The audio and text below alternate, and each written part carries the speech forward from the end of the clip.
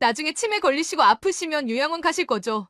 우리한테는 연락하지 마세요. 이제 남이니까. 내가 지금 무슨 말을? 애들도 이제 할머니, 할아버지 안 보겠대요. 엄마 아빠가 이렇게 나오시니까 애들이 무서워하더라고요. 내가 감히. 이게 다 누구 탓인지 아시죠? 자식 인생도 망치고 손주들 마음에도 상처 주고 나중에 보고 싶다고 후회하지 마시고요. 이런 게 부모예요? 누가 낳아달라고 했냐고, 책임도 못 질 자식을 왜 낳았냐고. 너는 이제 더 이상 내 딸이 아니다. 그래요. 저도 이제 부모님 없는 걸로 할게요. 앞으로 아프셔도 돌아가셔도 절대 연락하지 마세요. 그래. 나가. 다시는 오지 마라. 엄마도 진짜 한심한 거 알아? 아빠 말리지도 못하고 당신들 진짜 최악의 부모인 것만 알아도 나중에 후회하지 마세요. 당신들이 먼저 시작한 거예요. 사연을 듣고 난 후 각자의 의견을 댓글로 남겨주시기 바랍니다. 사소한 댓글이라도 사연자분에게 큰 힘이 될 수 있습니다. 각색될 수 있고 사연자분의 입장에서 구성될 수 있습니다. 은석호 씨는 어린 시절 가난한 농부의 5째 아들로 태어났습니다. 국민학교를 겨우 졸업하고 15살부터 건설 현장에서 막노동을 시작했습니다. 남들은 책가방을 메고 학교로 향할 때 그는 무거운 벽돌과 시멘트를 나르며 하루하루를 버텼습니다. 점심시간이면 멀리 교복 입은 학생들이 지나가는 모습을 보며 가슴 한켠이 아려왔지만 자신의 처지를 한탄할 겨를도 없었습니다. 18이 되던 해 그는 서울로 올라왔습니다. 더 나은 일자리를 찾아 무작정 상경한 그를 기다리고 있던 것은 더 고된 노동이었습니다. 대형 건설 현장을 전전하며 일당을 받았고 허름한 고시원에서 잠을 청했습니다. 그럼에도 시골에서보다 더 많은 돈을 벌 수 있었기에 그는 묵묵히 일했습니다. 20살이 되던 해 중동 건설 현장 모집 공고를 보았습니다. 높은 급여의 숙식이 제공된다는 말에 그는 망설임 없이 지원했습니다. 사우디아라비아의 뜨거운 태양 아래서 매일 12시간씩 일했고 밤에는 허름한 컨테이너에서 잠을 청했습니다. 현장에서 동료들이 쓰러져 나가는 것을 보면서도 그는 꿋꿋이 버텼습니다. 매달 집으로 보내는 월급 봉투를 떠올리며 그는 힘을 냈습니다. 한여름 50도를 웃도는 사막의 열기 속에서도 한겨울 영하로 떨어지는 밤에도 그는 포기하지 않았습니다. 같이 온 동료들은 하나둘 견디지 못하고 한국으로 돌아갔지만 그는 끝까지 남았습니다. 중동에서의 시간은 고통스러웠지만 그에게는 값진 경험이 되었습니다. 단순 노동자로 시작했지만 점차 건설 기술을 배우고 현장 감각을 익혔습니다. 현장 소장들은 그의 성실함을 눈여겨보았고 점차 책임감 있는 일을 맡기기 시작했습니다. 현장에서 만난 한 소장은 그에게 건설 관련 자격증 공부를 권했습니다. 낮에는 일하고 밤에는 공부하는 생활이 힘들었지만 그는 포기하지 않았습니다. 컨테이너 숙소의 희미한 불빛 아래서 책을 보며 미래를 준비했습니다. 7년이라는 긴 시간 동안 그는 기술과 경험, 그리고 자금을 모았습니다.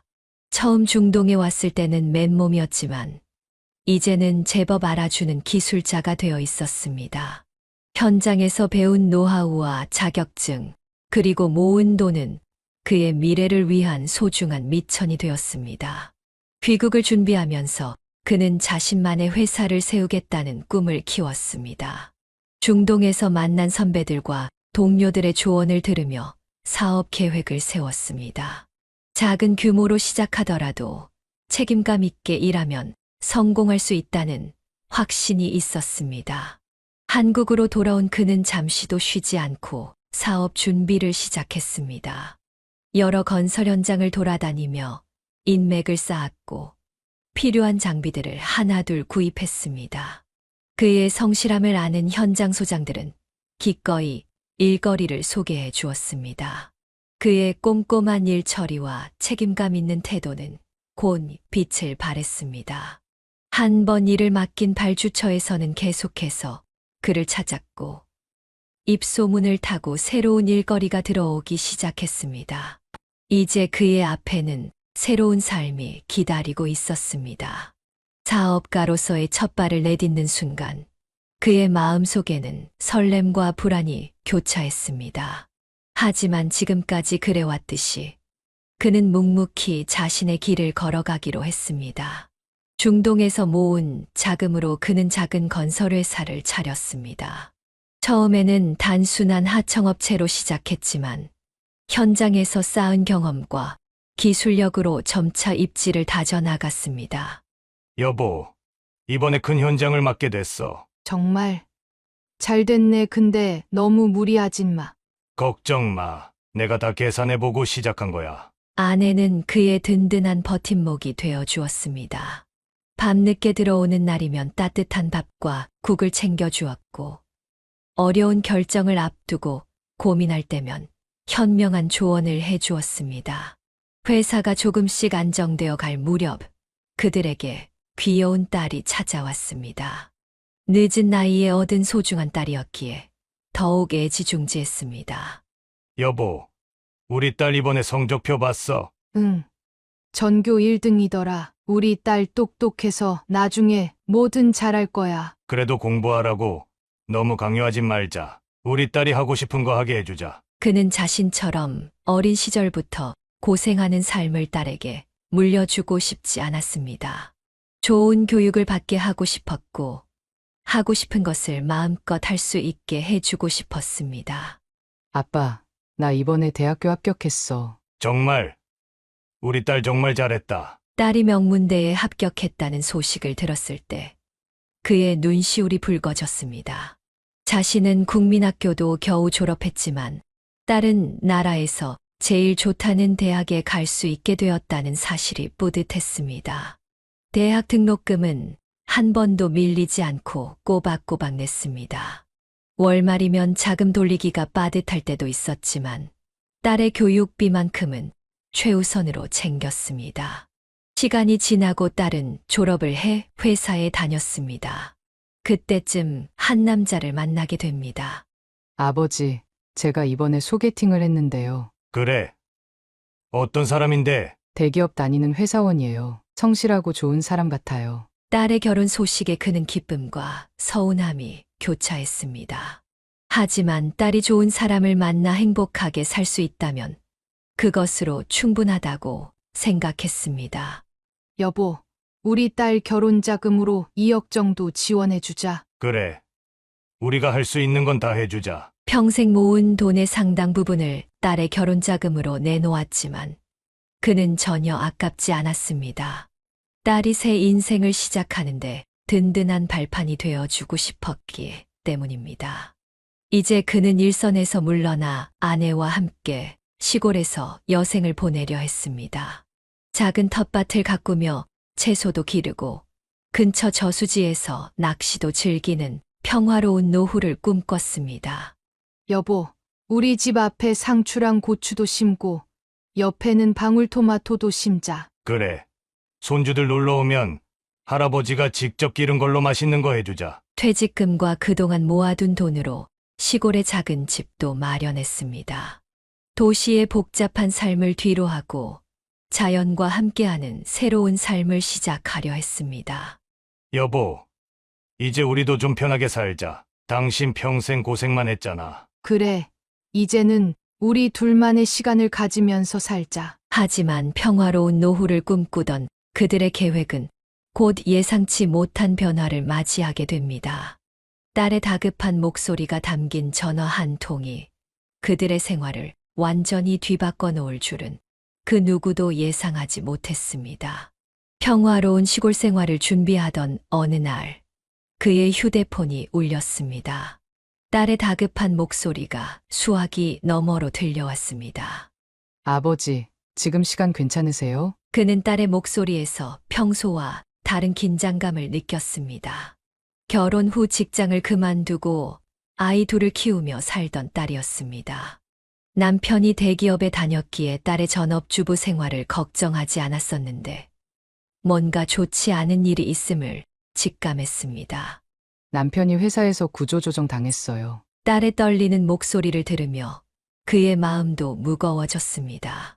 사위는 15년째 다니던 회사에서 갑작스러운 구조조정으로 해고를 당했다고 했습니다. 회사는 경영난을 이유로 대규모 인원 감축을 단행했고 사위도 그 대상에 포함되었다는 것이었습니다. 아버지, 저희가 식당을 하나 차리려고 하는데 식당이라고? 그는 순간 귀를 의심했습니다. 딸도 사위도 식당 운영 경험이 전혀 없었기 때문입니다. 게다가 요식업은 경험자들도 성공하기 힘들다는 것을 그는 잘 알고 있었습니다. 여보, 우리 딸이 식당을 한다는데 어떡하지? 걱정이네. 장사 경험도 없는데. 그날 밤 그는 아내와 오랜 시간 이야기를 나눴습니다. 사위는 더 이상 남의 밑에서 일하고 싶지 않다며 자기 사업을 시작하고 싶다고 했습니다. 하지만 식당 운영에 대한 구체적인 계획이나 경험은 전무했습니다. 며칠 뒤 딸 부부가 찾아왔습니다. 사위는 창업 자금이 필요하다며 도움을 요청했고 식당 운영에 대한 막연한 계획들을 늘어놓았습니다. 주변 상권이 좋다는 것, 요즘 그 동네가 뜨고 있다는 것, 비슷한 가게들이 잘 된다는 것 등이었습니다. 아버님, 제가 이번에는 꼭 성공하겠습니다. 사위의 말에는 간절함이 묻어 있었지만 그는 쉽게 마음을 열 수 없었습니다. 식당이란 것이 겉보기와 달리 수많은 노하우와 경험이 필요한 사업이라는 것을 잘 알고 있었기 때문입니다. 아빠, 우리 이번 한 번만 도와주세요. 울먹이는 딸의 목소리를 들으며 그의 마음도 흔들리기 시작했습니다. 평생을 자식 잘 되라고 살아온 부모 마음에 딸의 어려움을 외면할 수가 없었습니다. 그는 고민 끝에 식당 운영 경험이 있는 지인을 찾아가 조언을 구했습니다.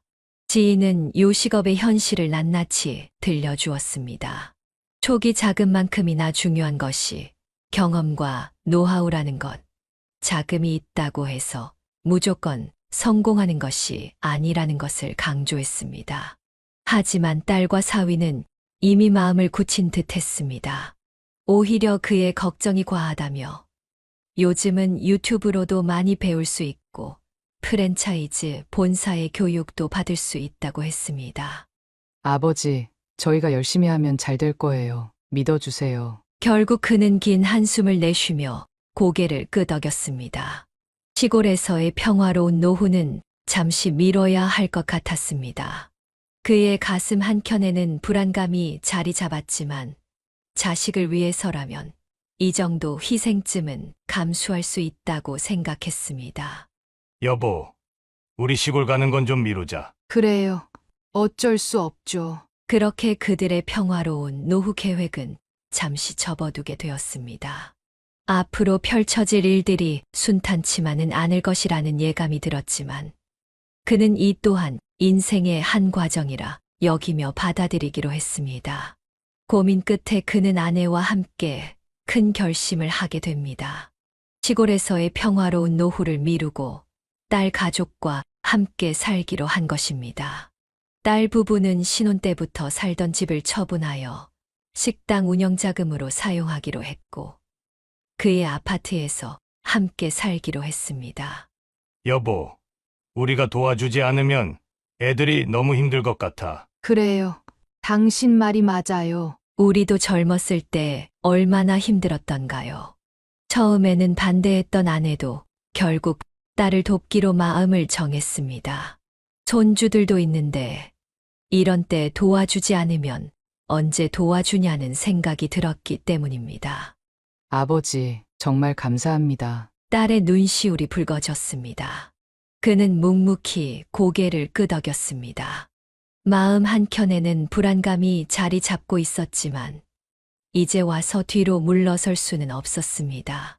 식당 자금 마련을 위해 딸 부부는 신혼집을 내놓았고 그도 추가로 9천만 원을 지원하기로 했습니다. 평생 모아둔 노후 자금의 상당 부분이었지만 자식을 위해서라면 감수할 수 있다고 생각했습니다. 사위는 고개를 숙이며 미안해했습니다. 하지만 그는 괜찮다며 손을 저었습니다. 대신 성실하게 일해서 꼭 성공하라는 말만 덧붙였습니다. 식당 오픈을 준비하면서 역할 분담도 자연스럽게 이루어졌습니다.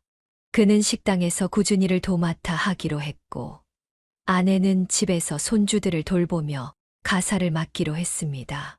여보, 내가 주방 일이랑 청소는 다 할게. 나는 애들 봐줄 테니까 걱정 말고. 서로를 바라보는 노부부의 눈빛에는 깊은 이해가 담겨 있었습니다. 젊은 시절부터 함께 고생하며 살아왔듯이 이번에도 서로를 의지하며 이겨내리라 다짐했습니다. 식당 위치를 알아보면서 그는 자신의 경험을 살려 꼼꼼히 상권을 분석했습니다. 건설업을 하면서 터득한 입지 선정의 노하우를 살려 유동인구가 많고 발전 가능성이 있는 곳을 찾아다녔습니다. 아버님, 이 위치는 어떠세요? 주변의 대형 건물들이 들어설 예정이라 앞으로 더 발전할 것 같구나. 마침내 적당한 상가 건물을 찾았고 계약을 마쳤습니다. 인테리어 공사도 시작되었습니다. 그는 공사 현장을 매일 들러 진행 상황을 점검했고 필요한 조언들을 해주었습니다. 집에서의 생활도 새롭게 정비되었습니다. 4인 가족이 갑자기 늘어나면서 좁아진 공간이었지만 서로 배려하며 적응해 나갔습니다. 특히 아내는 손주들을 돌보느라 하루가 어떻게 가는지 모를 정도로 바빴습니다. 손주들의 제잘거림에 피곤함도 있곤 했습니다. 비록 계획했던 것과는 다른 삶이 되었지만 가족들과 함께하는 시간도 나름의 행복이 있었습니다. 하지만 그의 마음 한구석에는 여전히 불안감이 자리 잡고 있었습니다. 식당이 잘 될 것인지, 딸 부부가 장사를 잘 해낼 수 있을지, 이 결정이 과연 옳은 것이었는지, 수많은 걱정이 그의 마음을 무겁게 했습니다. 그럼에도 이제 돌이킬 수는 없었습니다. 앞으로 펼쳐질 새로운 도전을 위해 그는 다시 한번 소매를 걷어붙였습니다. 평생 그래왔듯이 묵묵히 자신의 할 일을 해나가기로 마음먹었습니다. 새벽 5시, 도시가 잠든 시간에 그는 하루를 시작했습니다. 식당 문을 열기도 전에 해야 할 일들이 산더미였습니다. 전날 밤늦게까지 영업을 마치고 제대로 하지 못한 청소부터 아침 장사를 위한 준비까지 모두 그의 몫이었습니다. 아버님, 그렇게까지 안 하셔도 되는데. 사위의 말에 그는 묵묵히 고개를 저을 뿐이었습니다. 식당이 성공하기 위해서는 기본부터 철저해야 한다는 것을 그는 잘 알고 있었습니다. 매일 아침 바닥을 닦고 테이블을 정리하고 주방 기구들을 깨끗이 닦았습니다. 주방 한켠에서는 그가 맡은 재료 손질이 시작됐습니다. 무거운 쌀 포대를 나르고 채소들을 다듬고 고기를 손질하는 일까지 도맡아 했습니다. 73세의 나이가 무색하게 그는 젊은이들보다 더 부지런히 움직였습니다. 점심 장사가 시작되면 그는 주방 보조로 변신했습니다. 설거지를 하고 그릇을 나르고 주방의 크고 작은 일들을 처리했습니다.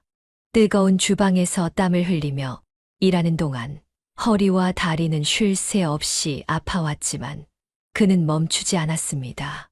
아버님, 잠깐 쉬세요. 주방장의 걱정스러운 말에도 그는 잠시 물을 한 모금 마시고는 다시 일을 시작했습니다. 점심 장사가 끝나면 잠깐의 휴식도 없이 저녁 준비가 이어졌습니다. 테이블을 정리하고 바닥을 닦고 다음 손님을 맞을 준비를 했습니다. 저녁 장사는 더욱 바빴습니다. 술을 마시는 손님들이 많아지면서 그릇을 나르는 일도 늘어났고 취객들이 흘린 음식을 치우는 일도 잦아졌습니다. 밤 11시가 넘어서야 마지막 손님이 나가고 그제야 본격적인 마무리 청소가 시작됐습니다. 아버지, 이제 그만 들어가세요. 나머지는 제가 할게요. 딸의 만류에도 그는 끝까지 남아 마무리를 했습니다. 바닥 구석구석을 닦고 주방의 기름때를 제거하고 다음 날을 위한 준비까지 마친 후에야 그는 집으로 향했습니다. 새벽 1시가 다 되어 집에 돌아오면 그의 온몸은 고단함으로 가득했습니다. 하지만 아내가 준비해둔 따뜻한 밥 한 술에 피로가 조금은 풀렸습니다. 여보, 너무 무리하는 거 아니에요? 괜찮아, 장사가 자리 잡을 때까지만 하면 돼. 매일 같은 일상이 반복됐습니다. 그는 자신의 나이를 잊은 듯 일했습니다. 주방의 기름때를 닦다가 손이 부르틀고 무거운 물건을 나르다가 허리가 아파와도 그는 불평 한마디 하지 않았습니다. 가끔 옛 건설 현장 동료들을 만나면 그들은 안타까워했습니다. 평생 고생하다 이제 좀 쉬려던 참에 다시 고된 일을 시작했다며 걱정의 말을 건넸습니다. 하지만 그는 웃으며 괜찮다고만 했습니다. 식당은 잘 돼가나? 그래. 조금씩 손님들이 늘어나고 있어. 실제로 식당은 겨우 손익분기점을 맞추는 수준이었지만 그는 희망을 버리지 않았습니다. 언젠가는 딸 부부가 안정적으로 식당을 운영할 수 있을 거라 믿었기 때문입니다. 하지만 시간이 갈수록 그의 체력은 한계에 다다랐습니다. 밤늦게까지 이어지는 고된 노동은 노인에게는 너무나 버거운 일이었습니다. 그럼에도 그는 자신의 고단함을 내색하지 않았습니다. 딸과 사위가 걱정할까봐, 그리고 무엇보다 식당이 잘 되길 바라는 마음에서였습니다. 그가 식당에서 고군분투하는 동안 집에서는 아내가 또 다른 전쟁을 치르고 있었습니다. 아침 일찍부터 초등학생인 큰 손주를 학교에 보내고 어린이집에 다니는 작은 손주를 챙기느라 하루도 쉴 틈이 없었습니다. 할머니, 나 학교 준비물 필요해요. 할머니, 배고파요. 끊임없이 이어지는 손주들의 요구에 아내는 종일 분주했습니다. 식사 준비는 물론 학원 통학, 숙제 봐주기까지 모든 것이 그녀의 몫이었습니다. 본인의 허리 통증도 잊은 채 하루 종일 손주들을 위해 헌신했습니다. 여보, 오늘도 늦네요. 미안해. 마무리 청소하느라. 밤늦게 돌아온 그는 아내의 피곤한 얼굴을 마주했습니다. 식당 일도 힘들었지만 아내의 고단함이 더 마음에 걸렸습니다. 예전에는 둘이서 여유롭게 보내던 시간이었는데 이제는 서로 얼굴 보기도 힘들었습니다. 생활비 문제는 더욱 심각했습니다. 딸 가족이 합류하면서 월세는 물론 공과금, 식비까지 모든 지출이 늘었습니다. 하지만 딸 부부는 식당 운영이 아직 안정되지 않았다는 이유로 생활비를 내지 않았습니다. 여보, 통장 잔고가 자꾸 줄어드네요. 그래도 어떡하겠어. 지금은 애들이 힘들 때인데. 매달 나가는 카드값을 확인할 때마다 그들의 한숨은 깊어졌습니다. 식당 운영 자금으로 9천만 원을 지원한 것도 모자라 이제는 매달 생활비까지 책임져야 했습니다. 아버님, 이번 달도 카드값이 좀 많이 나왔네요. 사위는 미안한 듯 말을 꺼냈지만 실질적인 해결책은 제시하지 않았습니다. 오히려 식당 운영비가 부족하다며 추가 지원을 요청하기도 했습니다. 손주들의 학원비와 용돈까지 노부부의 책임이 되었습니다. 아이들이 원하는 것을 사주지 못할 때면 안타까웠지만 이제는 그럴 여유조차 없었습니다. 할머니, 친구들은 다 새학용품 샀는데. 손주의 말에 아내는 가슴이 아팠습니다. 전에는 떼쓰는 손주들의 요구도 다 들어주었는데 이제는 필요한 것조차 제때 사주기 어려웠습니다. 퇴직금과 그동안 모아둔 노후 자금은 눈 녹듯 줄어들었습니다. 매달 통장 잔고를 확인할 때마다 앞으로의 생활이 걱정되었지만 자식들 앞에서는 내색할 수 없었습니다. 여보, 우리 앞으로 어떡하지? 걱정 마. 식당만 자리 잡으면 괜찮아질 거야. 서로를 위로하는 말을 건넸지만 둘 다 마음속으로는 깊은 근심을 안고 있었습니다. 평생 모은 돈이 이렇게 빠르게 줄어들 줄은 생각도 못했습니다. 더욱 안타까운 것은 딸 부부의 태도였습니다. 부모의 도움을 당연하게 여기는 듯한 모습에 그들의 마음은 조금씩 상처받기 시작했습니다. 하지만 그들은 여전히 자식 걱정에 밤잠을 설치며 묵묵히 자신들의 역할을 해내고 있었습니다. 4년이란 시간이 흘렀습니다. 식당은 꾸준히 성장했고 월 매출도 크게 늘었습니다. 하지만 매출이 늘어갈수록 딸과 사위의 태도는 점점 더 거만해져 갔습니다. 아버님, 이게 뭐예요? 설거지를 이따위로 하시면 어떡해요? 어느 날 사위는 그가 닦아놓은 그릇을 바닥에 내던지며 소리를 질렀습니다. 깨진 그릇 조각이 그의 발치로 튀었지만 사위는 아랑곳하지 않았습니다. 직원들 앞에서는 사장님이라고 부르라고 몇 번을 말씀드려. 아직도 김서방이라고 부르시면 어떡해요? 다른 직원들 앞에서 제 권위가 제대로 서겠어요? 이봐요. 아저씨 여기 바닥 좀 닦아주세요. 딸은 일부러 다른 직원들 앞에서 그를 반말로 부르며 하대했습니다. 자신의 친아버지를 아저씨라 부르는 딸의 모습에 그의 가슴은 찢어질 듯 아팠습니다. 현아야, 아버지한테까지 그러지 마. 아내가 조심스럽게 말을 꺼내자 딸은 더욱 격양된 목소리로 소리쳤습니다. 엄마도 참, 이제 여기는 우리 가게라고요. 아빠가 투자했다고 해서 우리 식당 일에 간섭하지 마세요. 주방에서는 더 심한 일들이 벌어졌습니다. 사위는 일부러 그에게 가장 힘든 일을 시켰고 조금이라도 마음에 들지 않으면 다른 직원들 앞에서 막말을 퍼부었습니다. 아니, 이것도 제대로 못하세요? 월급을 받아가시는 거 아니에요? 봉사활동 아니잖아요. 그가 투자한 9천만 원은 마치 없었던 일처럼 취급되었습니다.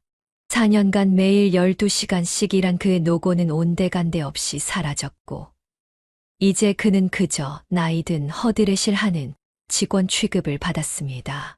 밤마다 아내와 마주 앉아 한숨만 쉬었습니다. 식당 성공을 위해 모든 것을 바쳤던 부모의 마음을 딸 부부는 전혀 이해하지 못하는 듯 했습니다.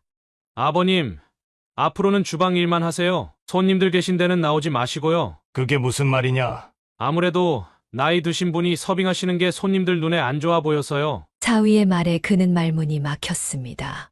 지금까지 수많은 단골 손님들이 그의 성실함과 친절함을 칭찬했는데 이제는 그저 나이 든 종업원이라는 이유로 주방에 처박히게 된 것입니다. 아빠, 이제 그만 좀 하시죠.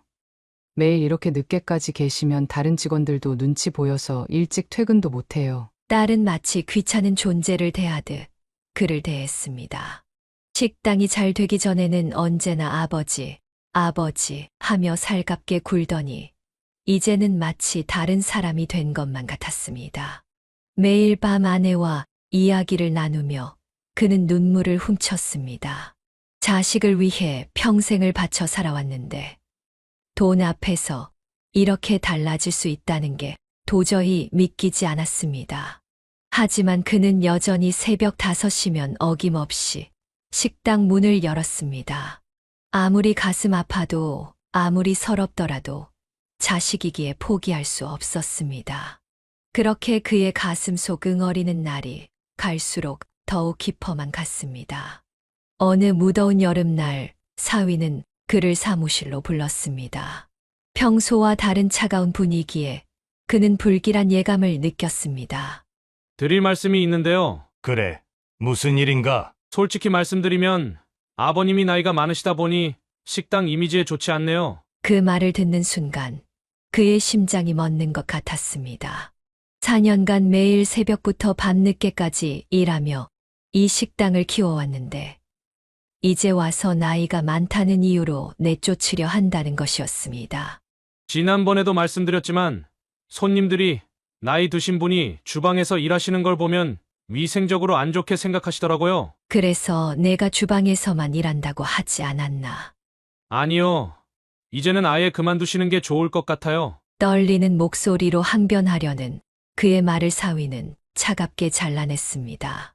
아버님 투자금은 차차 갚아드리도록 하죠. 이제 그만 쉬세요. 마치 오래된 물건을 버리듯 쉽게 내뱉는 사위의 말에 그는 온몸이 떨려왔습니다. 여보, 우리 아버님 연세가 있으시니 이제 그만. 옆에서 딸이 사위의 말에 거들었습니다. 그동안의 갑질이 모두 이런 날을 위한 것이었다는 걸 뒤늦게 깨달았습니다.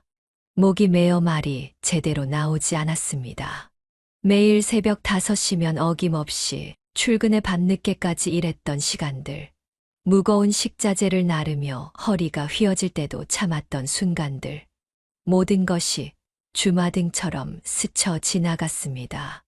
아버님, 저희도 아버님 생각해서 하는 말씀이에요. 이 나이에 무슨 일을. 사위의 위선적인 말투에 그의 가슴은 더욱 찢어질 듯 아팠습니다. 자신이 9천만 원을 투자하고 4년간의 노동으로 이 식당을 일궈냈는데 이제는 마치 쓸모없는 늙은이 취급을 당하고 있었습니다. 아빠, 이제 좀 쉬세요. 매일 이렇게 고생하시는 거 보기 안쓰러워서. 딸의 말에는 진정성이라곤 찾아볼 수 없었습니다. 지난 몇 개월간 그를 괴롭혔던 갑질들이 모두 이런 날을 위한 포석이었다는 것을 이제야 알게 되었습니다. 내가 이 식당에 투자한 돈이 9천만 원이다. 니들이 이럴 수 있냐? 그건 천천히 갚아드릴게요. 아버님도 이제 연세가 있으시니 편히 쉬세요. 마치 은혜를 베풀듯 말하는 사위를 보며 그는 주먹을 불끈 쥐었습니다. 당장 내일부터 오지 않으셔도 됩니다. 이번 달 월급은 꼭 보내드릴게요. 마지막 통보처럼 던진 사위의 말에 그는 아무 말도 할 수 없었습니다. 다리에 힘이 풀려 그 자리에 주저앉고 싶었지만 마지막 자존심을 지키기 위해 꼭 참았습니다. 그날 밤 집으로 돌아온 그는 아내 앞에서 참았던 눈물을 터뜨리고 말았습니다. 평생을 자식을 위해 살아왔는데 이제는 쓸모없는 늙은이 취급을 당하고 내쫓기는 신세가 된 것입니다. 그날 이후 그의 머릿속에는 계속해서 같은 생각이 맴돌았습니다. 자식을 위해 평생을 바쳤는데 이제는 나이 들었다는 이유로 버려지는 신세가 되었다는 현실이 도저히 받아들여지지 않았습니다. 이틀 후 그는 마지막 대화를 시도하기로 결심했습니다. 가족 간의 일인데 대화로 풀어보자는 생각이었습니다. 식당이 문을 닫은 늦은 시간, 그는 사위를 찾아갔습니다. 김서방 잠깐 이야기 좀 하고 싶네. 아버님, 제가 드린 말씀은 변함없습니다. 사위는 차가운 목소리로 응대했습니다. 테이블에 마주 앉은 두 사람 사이에는 팽팽한 긴장감이 감돌았습니다. 내가 이 식당에 9천만 원을 투자했고 4년 동안 매일 12시간씩 일했어. 그래서 월급도 다 받으시지 않으셨나요? 투자금은 앞으로 분할해서 갚아드리겠다고 말씀드렸잖아요. 사위의 냉담한 대답에 그의 가슴이 무너져 내렸습니다. 자신의 헌신과 노력이 단순히 금전적인 문제로 치부되는 것이 견딜 수 없었습니다. 난 돈 때문에 그러는 게 아니야. 우리가 가족이잖아. 아버님, 사업은 사업입니다. 가족이라고 해서 계속 이렇게 할 순 없잖아요. 내가 어떻게 이럴 수가. 그때 딸이 주방에서 나왔습니다. 아빠, 이제 그만하시죠. 우리도 더 이상 이런 상황 못 견디겠어요. 무슨 상황을. 아빠가 계속 이러시니까 직원들도 눈치 보이고 손님들도 불편해 하시잖아요. 딸의 말 한마디 한마디가 비수가 되어 그의 가슴을 파고들었습니다. 자신이 이 식당의 장애물이 되었다는 듯한 말투에 숨이 막혀왔습니다. 난 그저 너희를 돕고 싶었을 뿐인데. 도와주신 건 감사하지만 이제는 아버님이 안 계시는 게 식당을 위해 더 좋을 것 같아요. 사위의 말에는 조금의 미안함도 느껴지지 않았습니다. 마치 오래된 가구를 처분하듯 차갑게 말을 이어갔습니다. 아버님 연세에 이런 고된 일 하시는 거 보기도 안쓰럽고. 내가 언제 힘들다고 말한 적 있냐? 떨리는 목소리로 항변했지만 돌아오는 것은 더 큰 상처뿐이었습니다. 아빠, 우리가 아빠 돈 떼먹을까봐 그러세요? 걱정 마세요. 다 갚을 테니까. 딸의 말에 그는 말문이 막혔습니다. 자신의 진심이 이렇게 왜곡되어 전달될 줄은 몰랐습니다.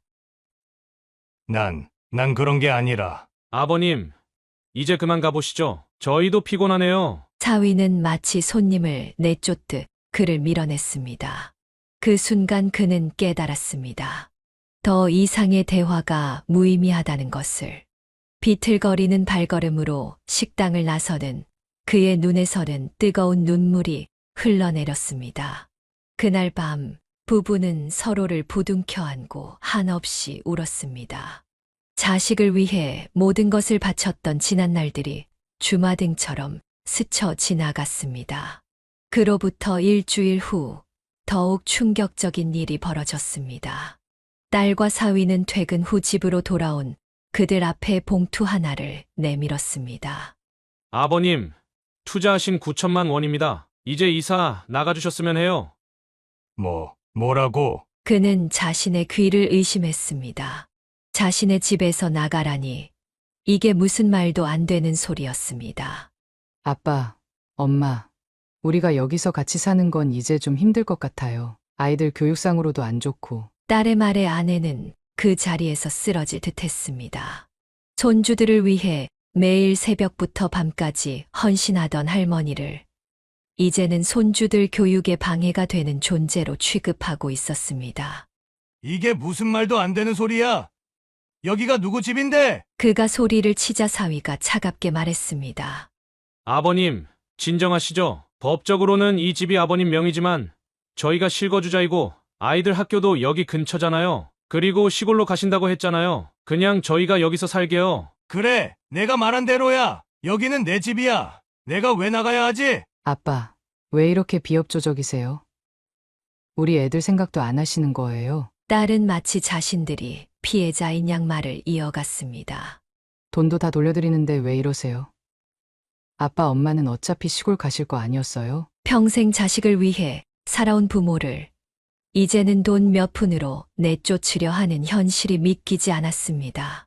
아내는 주저앉아 흐느꼈습니다. 손주들은 할머니의 울음소리가 신경 쓰이는지 귀를 막은 채 방으로 들어갔습니다.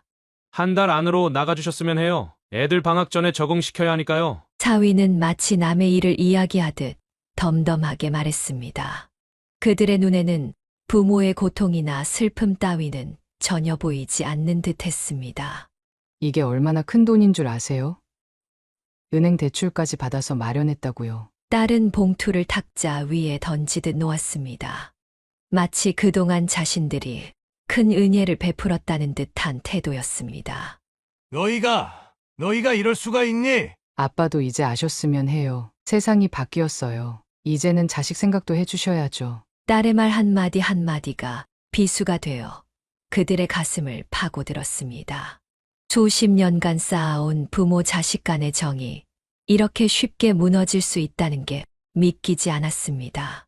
당장 내일이라도 공인중개사 불러서 집 알아보시죠. 저희가 소개해드릴게요. 사위의 말에는 조금의 죄책감도 없었습니다. 마치 오래된 세입자를 내쫓듯이 차갑게 말을 이어갔습니다. 그날 밤 노부부는 뜬 눈으로 밤을 지새웠습니다. 자식에게 받은 상처는 너무나 컸고 앞으로 어떻게 살아가야 할지 막막하기만 했습니다. 여보, 우리 정말 이러다 길거리에 나앉는 거 아닐까요? 걱정 마. 내가 어떻게든. 말끝을 맺지 못한 채 그들은 서로를 부둥켜 안고 울었습니다. 창밖으로 비가 내리기 시작했고 그들의 눈물은 빗소리에 묻혀 밤새도록 멈추지 않았습니다.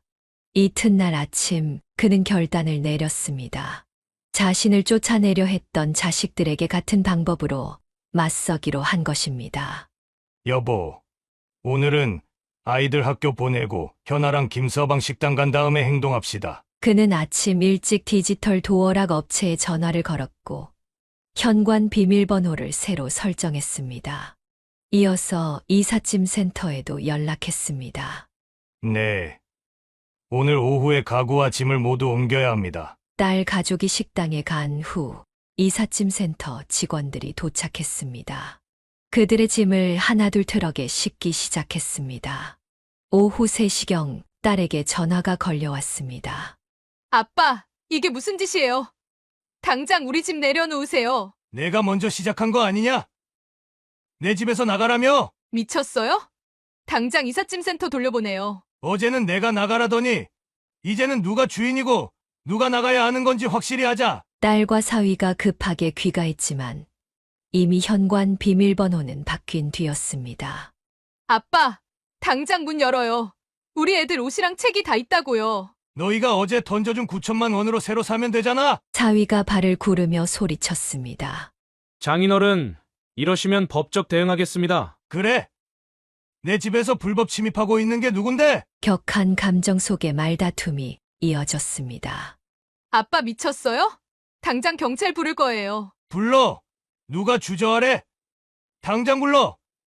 이 집 등기부등본이 누구 앞으로 되어 있는지 확인해 보자고. 딸은 울부짖듯 소리쳤습니다. 엄마는 뭐 하고 계세요? 아빠 좀 말려보세요. 너희가 어제 우리 보고 나가라고 할 때는 그때는 이런 생각 안 했니? 아내도 떨리는 목소리로 맞섰습니다. 이게 무슨 망나니 같은 짓이에요. 우리 애들은 어떡하고. 니들이 우리 보고 나가라고 할 때는 망나니 짓이 아니었나? 분노와 배신감이 뒤섞인 말들이 오갔습니다. 당신들이 진짜 부모 맞아요? 애들 학교는 어떡하고. 너는 진짜 자식 맞니? 부모를 길거리로 내쫓으려 했던 게 누구야? 이삿짐 센터 직원들은 민망한 듯 고개를 숙인 채 짐을 옮기기 바빴습니다. 이러다 우리 애들 트라우마 생기면 책임질 거예요? 내가 우리 내쫓을 때는 부모 트라우마는 생각 안 났지? 격앙된 감정 속에 서로를 향한 저주와 원망이 끊이지 않았습니다. 이웃들이 하나둘 밖으로 나와 구경하기 시작했고 아파트는 순식간에 난장판이 되었습니다. 아빠, 내가 다시는 당신들 얼굴 안 볼 거예요. 그래. 너 같은 딸 없는 게 더 낫다. 평생 쌓아온 부모 자식 간의 정이 하루 만에 무너져 내렸습니다. 서로를 향한 증오와 분노만이 남은 자리에서 가족이라는 이름은 더 이상 의미가 없어 보였습니다. 이삿짐 트럭이 떠나고 딸 가족이 잠시 모텔로 거처를 옮긴 후 딸은 다시 찾아왔습니다. 하지만 그것은 마지막 인사가 아닌 최후의 독서를 퍼붓기 위해서였습니다. 아버지, 어머니, 마지막으로 할 말 있어요. 그녀의 눈빛은 이미 차갑게 식어 있었습니다. 더 이상 부모를 향한 정이라고는 찾아볼 수 없었습니다. 나중에 치매 걸리시고 아프시면 요양원 가실 거죠? 우리한테는 연락하지 마세요. 이제 남이니까. 내가 지금 무슨 말을? 아내는 그 자리에서 쓰러질 듯 했습니다. 평생을 바쳐 키운 딸의 입에서 나오는 말이라고는 믿기지 않았습니다. 애들도 이제 할머니, 할아버지 안 보겠대요. 엄마 아빠가 이렇게 나오시니까 애들이 무서워하더라고요. 내가 감히. 이게 다 누구 탓인지 아시죠? 자식 인생도 망치고 손주들 마음에도 상처 주고 나중에 보고 싶다고 후회하지 마시고요. 이런 게 부모예요? 딸의 매서운 말들이 비수가 되어 그들의 가슴을 파고들었습니다.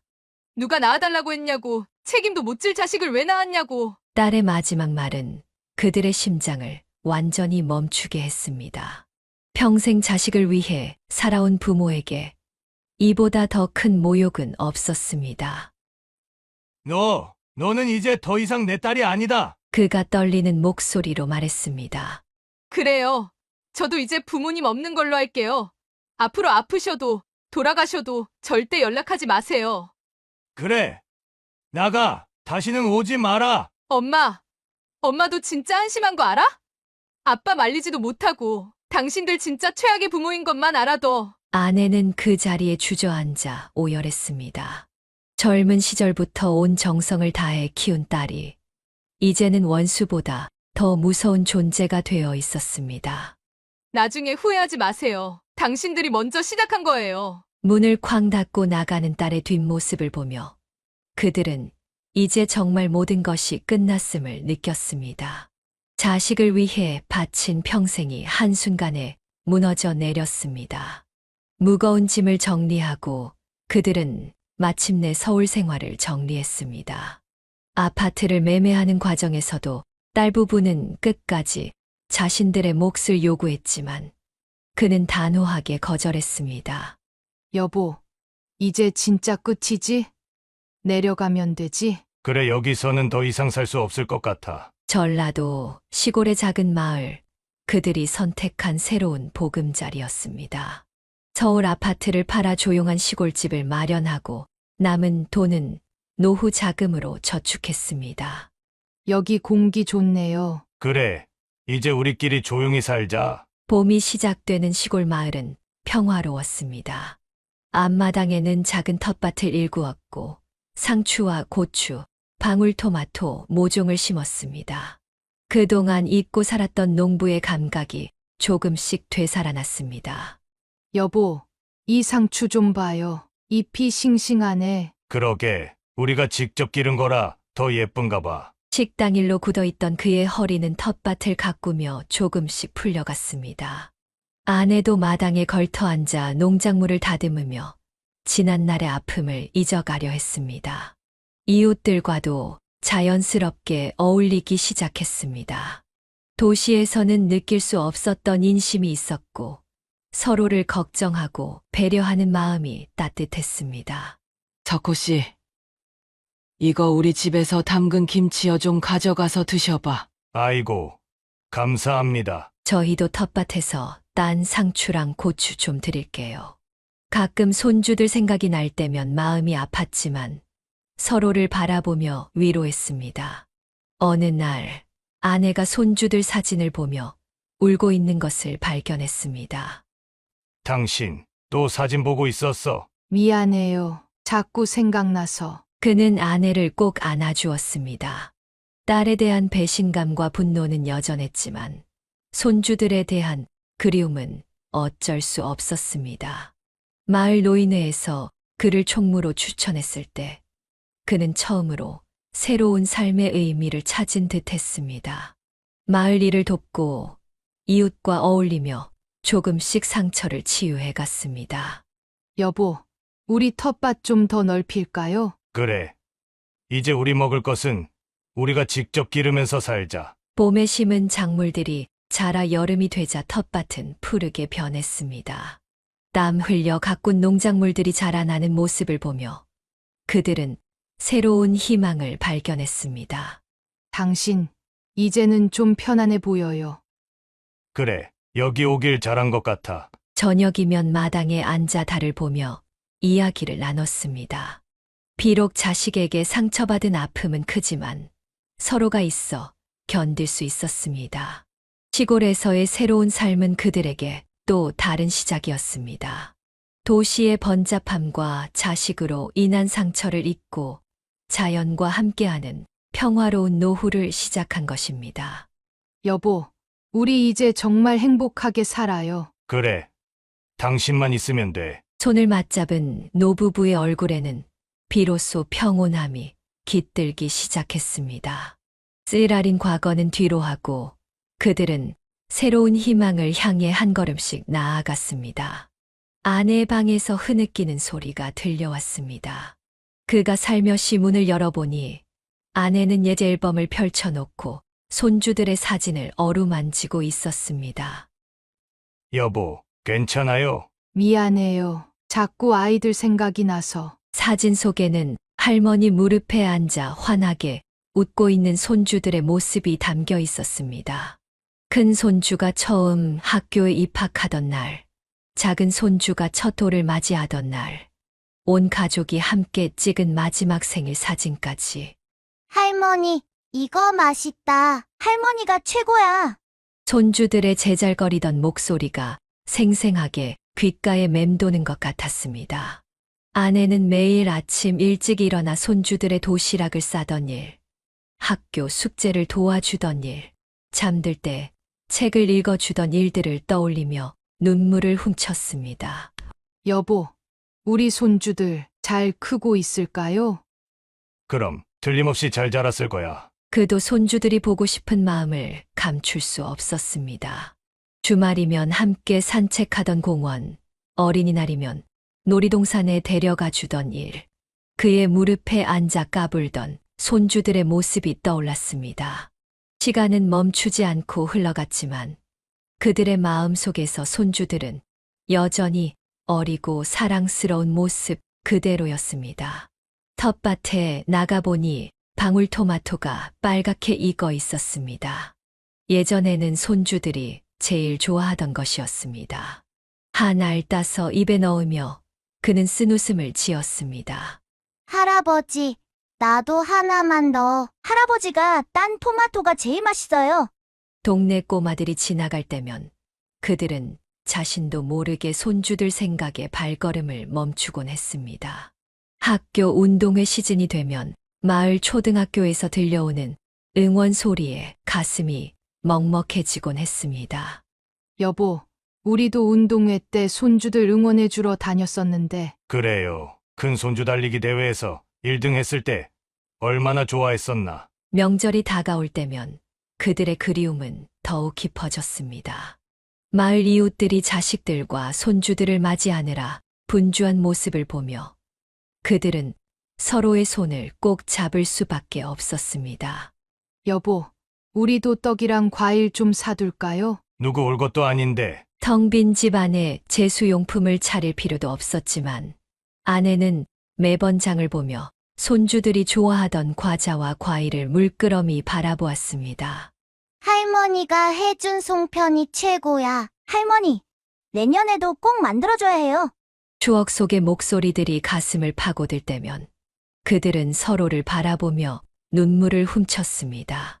하지만 이제는 그 아픔을 나눌 수 있는 사람이 서로밖에 없다는 것을 알았습니다. 여보, 우리가 잘못한 걸까요? 아니요. 우리는 할 수 있는 걸 다 했어요. 이제는 그저 아이들이 잘 자라기만을 바랄 뿐이에요. 그들은 이제 손주들의 행복을 멀리서 빌어주는 것으로 만족해야 했습니다. 비록 함께 있을 순 없지만 그들의 마음 속에서 손주들은 영원히 사랑스러운 모습으로 남아있을 것입니다. 시골에서의 평화로운 생활이 이어지던 어느 날, 우연히 옛 동네 이웃에게서 연락이 왔습니다. 딸 부부의 식당 소식이었습니다. 어르신 식당이 많이 기울었다고 하더라고요. 요즘은 점심 장사도 접고 저녁에만 문을 연대요. 그의 예상대로였습니다. 경험 없이 시작한 식당은 결국 한계에 부딪힌 것입니다. 매일같이 새벽부터 밤늦게까지 꾸준히 일을 도맡아 하던 그가 없어지자 식당 운영은 삐걱거리기 시작했습니다. 여보, 들었어요? 식당이 그래, 결국 그렇게 됐나 보네. 아내와 이야기를 나누며 그는 깊은 한숨을 내쉬었습니다. 자식을 위해 모든 것을 바쳤던 그 시절이 떠올랐습니다. 6개월 후 또다시 소식이 들려왔습니다. 이제는 저녁 장사도 힘들어져 영업시간을 더욱 줄였다는 것이었습니다. 단골 손님들도 하나둘 떠나갔고 새로운 손님은 좀처럼 찾아오지 않았습니다.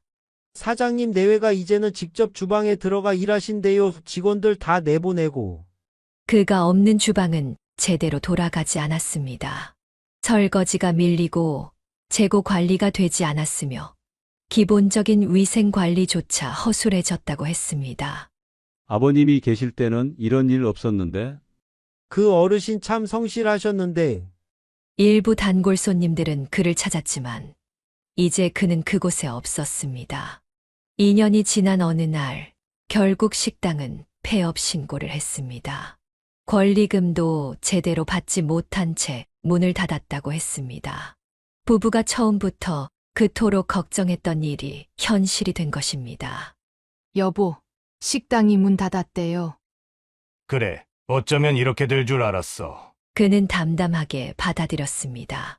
딸과 사위의 독단적인 결정과 경험 부족이 결국 이런 결과를 가져올 것이라는 걸 예상했었기 때문입니다. 장사가 얼마나 힘든 건데 경험도 없이. 그는 중얼거렸습니다. 4년간 매일같이 새벽부터 밤늦게까지 일하며 쌓은 노하우가 얼마나 중요한 것이었는지 이제야 딸 부부도 깨달았을 것입니다. 빚도 많이 졌다던데. 이웃의 전언에 따르면 식당 운영 실패로 딸 부부는 상당한 빚을 지게 되었다고 했습니다. 권리금을 올려받으려다 시기를 놓쳤고 결국 보증금 일부도 날리게 되었다는 것이었습니다. 당신 걱정되진 않아요? 이제는 그들의 인생이야. 우리가 어떻게 할 수 있는 일이 아니지. 마음 한켠이 아프긴 했지만 그는 더 이상 개입하고 싶지 않았습니다. 한 번 무너진 신뢰는 그렇게 쉽게 회복될 수 있는 것이 아니었기 때문입니다. 텃밭의 작물들을 가꾸며 그는 생각했습니다.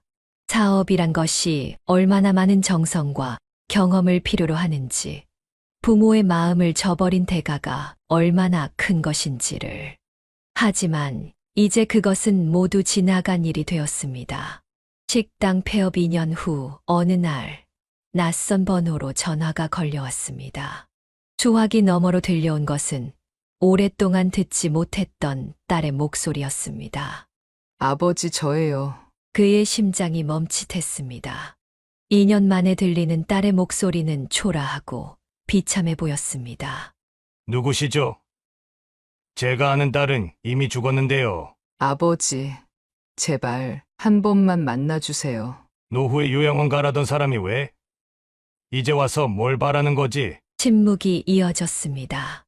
딸의 흐느끼는 소리가 들렸지만 그의 마음은 이미 차갑게 식어 있었습니다.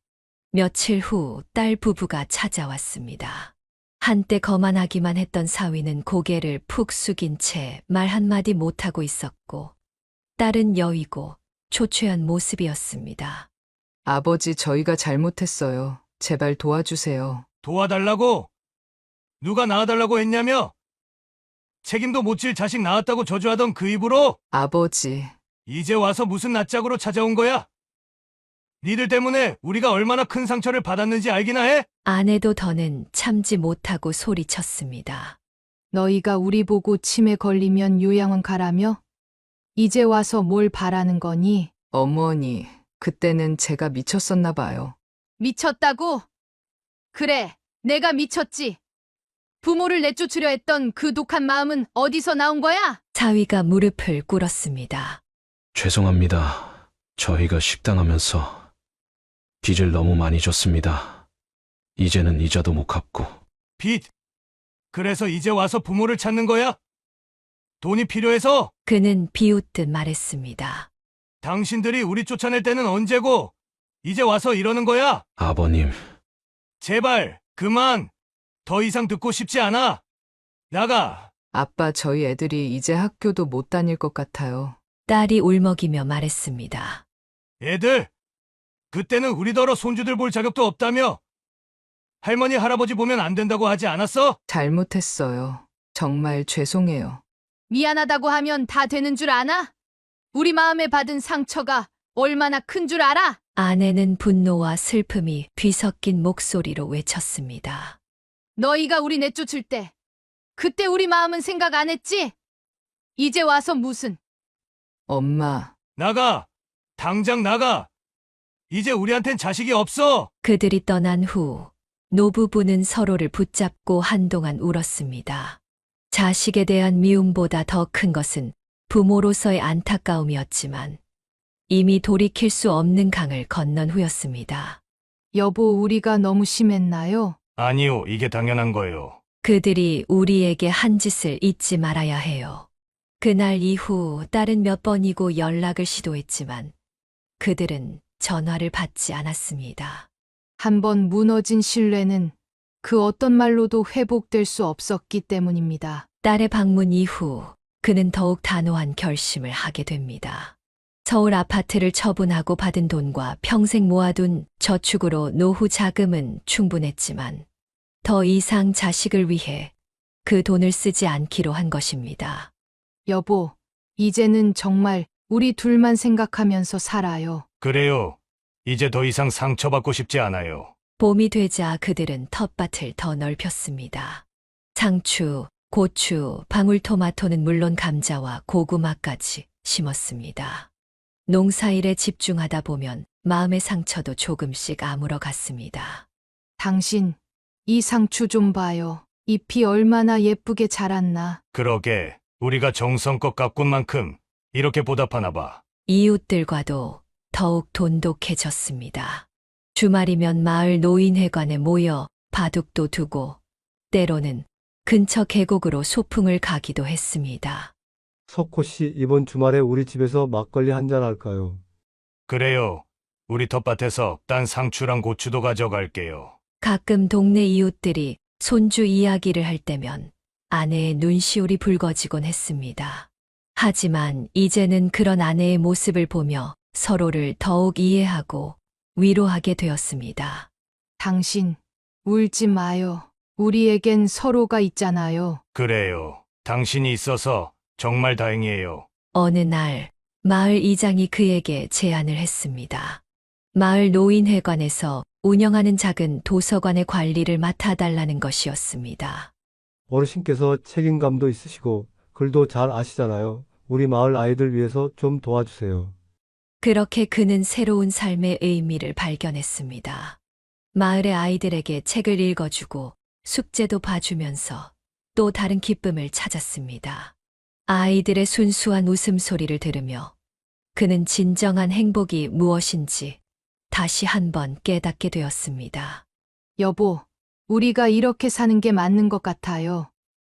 그래, 욕심 부리지 말고 서로 의지하면서 살자. 이제 그들은 더 이상 과거에 연연하지 않기로 했습니다. 자식에게 받은 상처는 깊었지만 그 상처를 딛고 새로운 희망을 발견한 것입니다.